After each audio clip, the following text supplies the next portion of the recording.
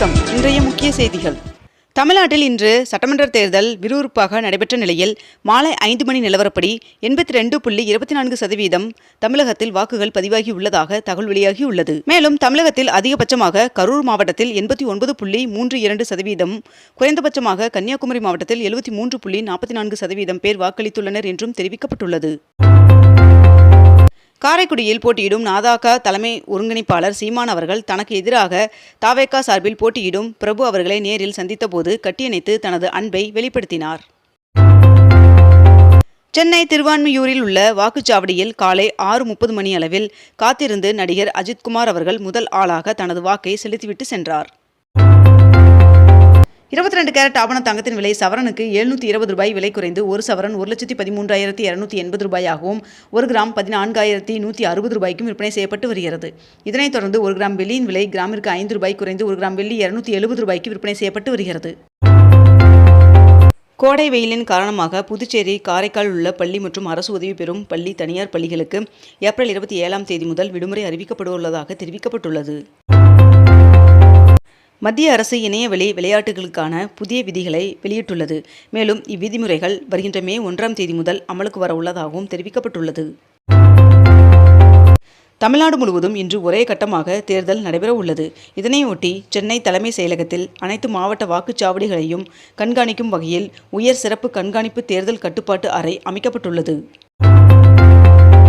NEET தேர்விற்கான hall ticket வருகின்ற 26ஆம் தேதி வெளியாகும் என்று தேசிய தேர்வு முகமை அறிவித்துள்ளது. மெட்ரோ ரயில் பயண அட்டை பயன்பாட்டிலிருந்து சிங்கார சென்னை அட்டைக்கு மே 1ஆம் தேதி முதல் முழுமையாக மாற திட்டமிடப்பட்டுள்ளதாக தகவல் வெளியாகியுள்ளது. திருச்செந்தூர் சுப்பிரமணிய சுவாமி திருக்கோவிலில் சித்திரை வசந்த திருவிழா தொடங்கியது.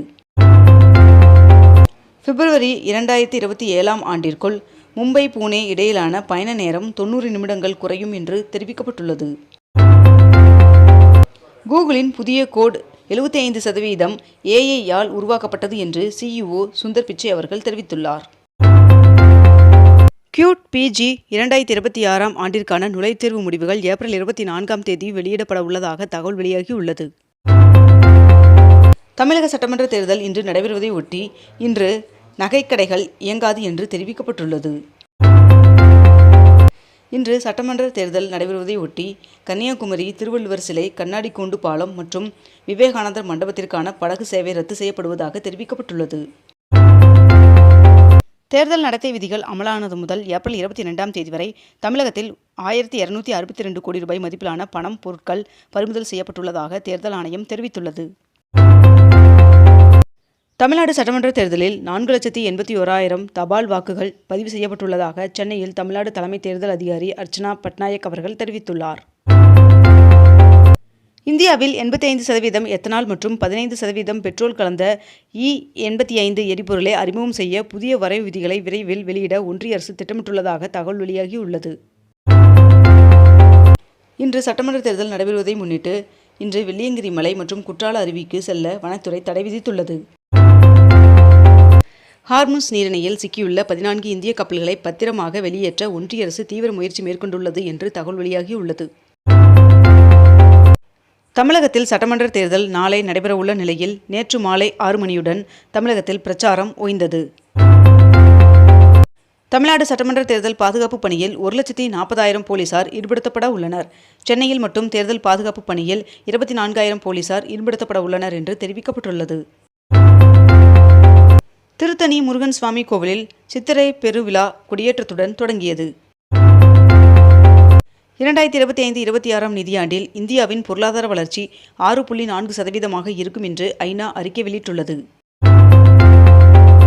சென்னையில் உள்ளவர்கள் சொந்த ஊருக்கு சென்று வாக்களிக்க வசதியாக 11,323 சிறப்பு பேருந்துகள் இயக்கப்படும் என்று போக்குவரத்து துறை தெரிவித்துள்ளது. தமிழகத்தில் மொத்தமாக 10 இடங்களில் 100 டிகிரி ஃபாரன்ஹீட் மற்றும் அதற்கு அதிகமான வெயில் பதிவாகியுள்ளது. அதிகபட்சமாக வேலூரில் 107 டிகிரி ஃபாரன்ஹீட் வெயில் பதிவாகியுள்ளது. தமிழகம் கேரள எல்லையில் உள்ள மங்களதேவி கண்ணகி கோவிலில் சித்திரை முழு நிலவு திருவிழா வருகின்ற மே 1ஆம் தேதி நடைபெற உள்ளது. ஈரானுடனான போர் நிறுத்தத்தை நீட்டிக்க ட்ரம்ப் அவர்கள் மறுப்பு தெரிவித்துள்ளதாக தகவல் வெளியாகியுள்ளது. தொலைதூர கல்வி திட்ட மாணவர்கள் பழைய அரியர் தேர்வுகளை எழுத மே மாதம் விண்ணப்பிக்கலாம் என்று சென்னை பல்கலைக்கழகம் அறிவித்துள்ளது. இதற்கான தேர்வுகள் ஜூன் மாதம் நடைபெறும் என்றும் தெரிவிக்கப்பட்டுள்ளது. மேற்கு வங்க மாநிலத்தின் முதற்கட்ட வாக்குப்பதிவு இன்று நடைபெற உள்ளது. இந்திய அரசின் வழிகாட்டுதலின்படி இந்தியா முழுவதும் உள்ள பொது போக்குவரத்து சேவைகளில் தடையற்ற பயணத்தை உறுதி செய்யும் வகையில் வருகின்ற மே 1ஆம் தேதி முதல் சென்னை மெட்ரோ ரயில் நிறுவனம் சிங்கார சென்னை அட்டைக்கு முழுமையாக மாற திட்டமிட்டுள்ளதாக தகவல் வெளியாகியுள்ளது. தென்கொரிய அதிபர் இந்தியா வருகை தந்துள்ளார். மேலும் பிரதமர் நரேந்திர மோடி அவர்களுடன் ஆலோசனை மேற்கொண்டார். இந்த ஆண்டு அட்சய திருதிக்கு தங்க விற்பனை 30% வரை சரிந்துள்ளதாக நகை வியாபாரிகள் தகவல் தெரிவித்துள்ளனர். தமிழகத்தில் தனியார் பள்ளிகளில் இலவச மாணவர் சேர்க்கை RDE பதிவு தொடங்கியது. JEE முதன்மை தேர்வு செஷன் 2 முடிவுகளை தேசிய தேர்வு முகமை வெளியிட்டது. இன்று சட்டமன்ற தேர்தல் நடைபெறுவதை ஒட்டி கொடைக்கானலில் தூண்பாறை, குணா குகை மற்றும் பயன்மரக்காடுகள் ஆகிய சுற்றுலா தலங்கள் மூடப்படும் என்று வனத்துறை அறிவித்துள்ளது. தவேக தலைவர் விஜய் அவர்களிடமிருந்து விவாகரத்து கோரி மனைவி சங்கீதா அவர்கள் தொடர்ந்த வழக்கு விசாரணை ஜூன் 15ஆம் தேதிக்கு ஒத்திவைக்கப்பட்டுள்ளது. முருகப்பெருமானின் 5ஆம் படை வீடாக விளங்கும் திருத்தணி முருகன் சுவாமி கோவிலில் 11 நாட்கள் நடைபெறும் சித்திரை மாத பிரம்மோற்சவ விழா கொடியேற்றத்துடன் துவங்க உள்ளது. வருகின்ற ஏப்ரல் 26ஆம் தேதி வரை டெல்டா, மேற்கு தொடர்ச்சி மலை மற்றும் தென் மாவட்டங்களில் ஒரு சில இடங்களில் மழை பெய்ய வாய்ப்புள்ளதாக வானிலை மையம் தகவல் தெரிவித்துள்ளது. ஹார்முஸ் நீரிணையில் பிரான்ஸ் நாட்டை சேர்ந்த ஒரு கப்பலுக்கு ஈரான் துப்பாக்கி சூடு நடத்தியுள்ளதாக தகவல் தெரிவிக்கப்பட்டுள்ளது. மதுரை மீனாட்சியம்மன் சுவாமி கோவிலின் சித்திரை திருவிழா கொடியேற்றத்துடன் தொடங்கிய நிலையில் 29ஆம் தேதி தேரோட்டம் நடைபெற உள்ளதாக தெரிவிக்கப்பட்டுள்ளது. இனி முகவரி சான்று தேவையில்லை என்றும் அரசு அடையாள அட்டையான ஆதார், வாக்காளர் அட்டை, ஓட்டுநர் உரிமம் போன்றவற்றை மட்டும் காண்பித்து 5 கிலோ LPG சிலிண்டரை உடனடியாக பெற்றுக்கொள்ளலாம் என்று தெரிவிக்கப்பட்டுள்ளது. மேலும் இண்டேன் பாரத் போன்ற நிறுவனங்கள் இந்த சிலிண்டர்களை வழங்குகின்றது. IPL 2026ஆம் தொடரில் நேற்று நடைபெற்ற போட்டியில் கொல்கத்தா நைட் ரைடர்ஸ் அணி ராஜஸ்தான் ராயல்ஸ் அணியை 4 விக்கெட் வித்தியாசத்தில் வீழ்த்தியது. தொகுதி மறுவரையறை மசோதா தோல்வி அடைந்ததை தொடர்ந்து நாடாளுமன்றத்தின் இரு அவைகளும் தேதி குறிப்பிடாமல் ஒத்திவைக்கப்பட்டது. பீகார் முதல்வர் சௌத்ரி அவர்களுடன் நிதிஷ்குமார் சந்தித்து பேசினார்.